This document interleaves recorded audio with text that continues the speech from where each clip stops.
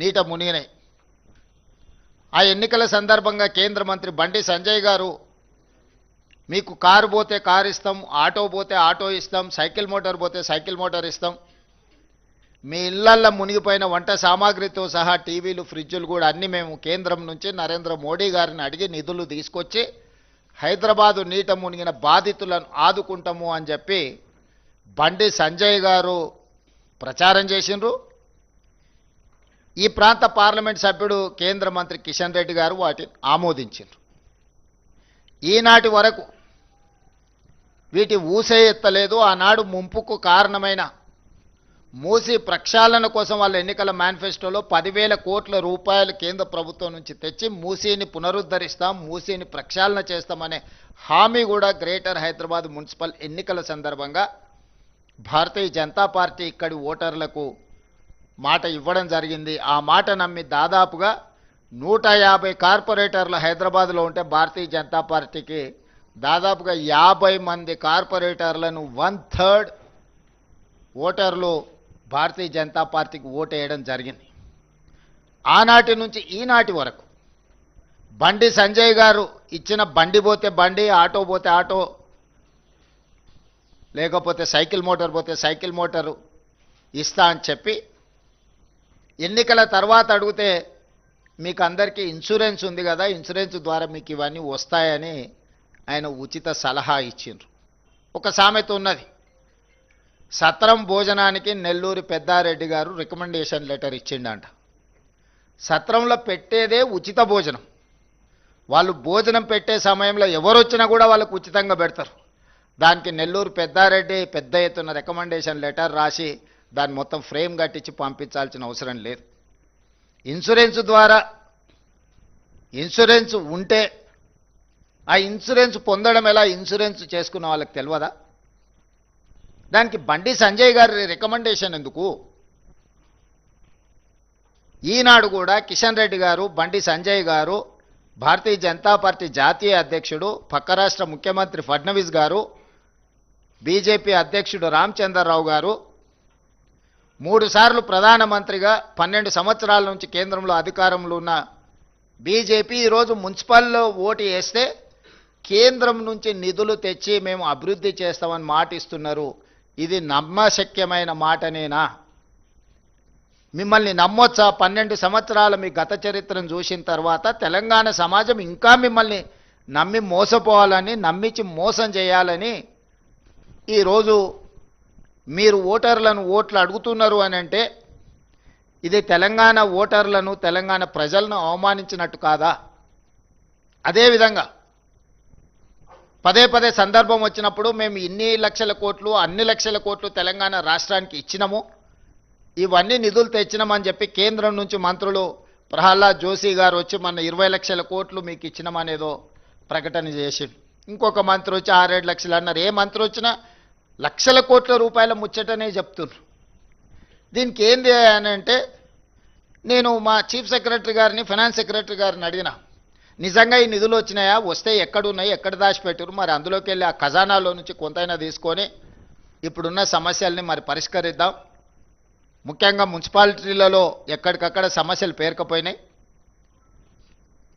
ఆ సమస్యలను పరిష్కరించడానికి కేంద్రం ఇచ్చిన నిధుల గురించి ఒకసారి నాకు వివరాలు చెప్పండి అని అంటే మా ఫైనాన్స్ సెక్రటరీ, మా చీఫ్ సెక్రటరీ గారు వచ్చి కూర్చొని, సార్ ఇందులో ప్లానింగ్ కమిషన్ రికమెండేషన్స్ ప్రకారం రాష్ట్ర ప్రభుత్వం కేంద్ర ప్రభుత్వాలకు చెల్లిస్తున్న పన్నులలో రాజ్యాంగబద్ధంగా ఆయా రాష్ట్రాలకు హక్కు ఉన్నది. జనాభా ప్రాతిపదికన, ఇతర ప్రాతిపదికన ప్లానింగ్ కమిషన్ రికమెండేషన్స్ ప్రకారం ఆయా రాష్ట్రాలకు కేంద్ర ప్రభుత్వం నిధులను విడుదల చేస్తుంది.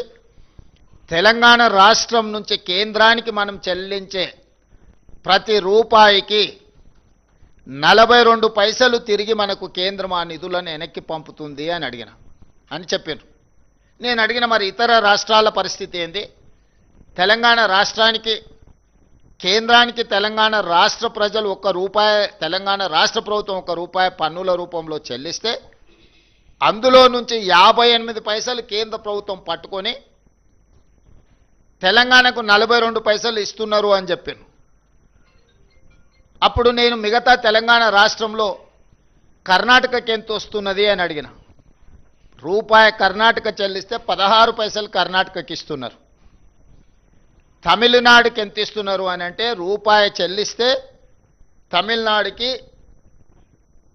26 పైసలు ఇస్తున్నారు. తెలంగాణకు 42 పైసలు ఇస్తున్నారు. కేరళకు 49 పైసలు ఇస్తున్నారు. దక్షిణాది రాష్ట్రాలైన కర్ణాటకకి ₹1 కేంద్రానికి పన్ను చెల్లిస్తే 16 పైసలు తిరిగి మనకు పథకాల రూపంలో వస్తున్నాయి. తమిళనాడు ₹1 చెల్లిస్తే తమిళనాడుకు 26 పైసలు వస్తున్నాయి. తెలంగాణ రాష్ట్రానికి 42 పైసలు వస్తున్నాయి ₹1కి. కేరళ రాష్ట్రానికి 49 పైసలు వస్తున్నాయని చెప్పి దక్షిణాది రాష్ట్రాలకు సంబంధించి ఈ రకమైన వివక్ష ప్లానింగ్ కమిషన్ అంచనాలు లెక్కలు వేయడంలోనే లోపభూయిష్టంగా ఉండి దక్షిణాది రాష్ట్రాలకు భారతీయ జనతా పార్టీ తీరని అన్యాయం చేస్తుంది. మనకు రావాల్సిన నిధులు మన వాటా సక్రమంగా దక్కడం లేదు అని చెప్పి అధికారిక లెక్కలు చెప్పారు.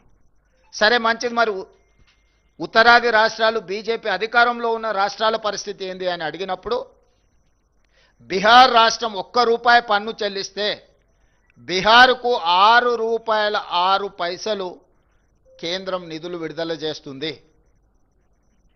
మధ్యప్రదేశ్కి ₹1 మధ్యప్రదేశ్ ప్రజలు పన్ను చెల్లిస్తే ₹2.09 మధ్యప్రదేశ్కు కేంద్ర ప్రభుత్వం నిధులు కేటాయిస్తుంది.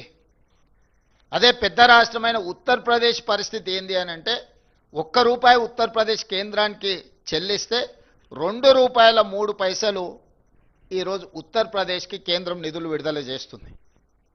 మరి ఇప్పుడు నేను కేంద్రం నుంచి వచ్చి కేంద్రం మీకు ఇన్ని లక్షల కోట్లు ఇస్తుంది అని చెప్పినప్పుడు నేను స్పష్టంగా బండి సంజయ్ గారిని, కిషన్ రెడ్డి గారిని, ఇతర రాష్ట్రాల నుంచి వచ్చిన వాళ్లకు ఎట్లాగూ మన పట్ల, మన రాష్ట్రం పట్ల ప్రేమ లేదు, వాళ్ళు మన వాళ్ళు కాదు, వాళ్ళు మనకు నిధులు ఇవ్వరు, కేంద్ర మంత్రిగా పనిచేస్తున్న కిషన్ రెడ్డి గారిని, బండి సంజయ్ గారిని నేను అడుగుతున్నా, దక్షిణాది రాష్ట్రాలకు కర్ణాటక, తమిళనాడు, కేరళతో పాటు తెలంగాణకు తీరని అన్యాయం జరుగుతున్నప్పుడు మిగతా 3 రాష్ట్రాలను పక్కన పెట్టని తెలంగాణ రాష్ట్రం ₹1 చెల్లిస్తే 42 పైసలు మాత్రమే మనకు వస్తున్నప్పుడు ఏ రోజైనా మోడీ గారిని కానీ, కేంద్ర ప్రభుత్వాన్ని కానీ, ప్లానింగ్ కమిషన్ను కానీ, నీతి ఆయోగ్ను కానీ మా పట్ల వివక్ష ఉన్నది, మాకు రావాల్సిన నిధులు రావడం లేదు, ఇంకొక పక్కన బీహార్కు ₹6.06,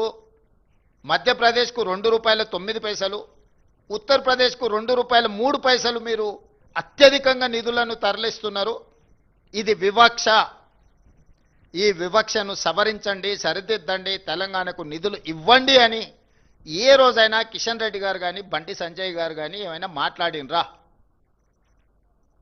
మన హక్కులు మనం చెల్లించిన దాంట్లో మనకు అదనంగా ఇవ్వకపోయినా మన రూపాయి మనకిచ్చినా మనకి ఎన్నో నిధులు రావాలి. వివక్షతోని మనకు అన్యాయం చేస్తుంటే అది దాచిపెట్టి, అది మూసిపెట్టి కేంద్రం నుంచి వస్తాదులను పిలిపించి తెలంగాణకేదో దయా దాక్షిణ్యము, దాన ధర్మాలు చేస్తున్నట్టుగా, తెలంగాణ ప్రజల ఆత్మ గౌరవాన్ని కించపరిచేటట్టుగా, తెలంగాణ ప్రజల యొక్క ఆత్మ గౌరవాన్ని ఢిల్లీలో మోడీ గారి దగ్గర తాకట్టు పెట్టినట్టుగా మీరు మాట్లాడడము మీ స్థాయికి, మీ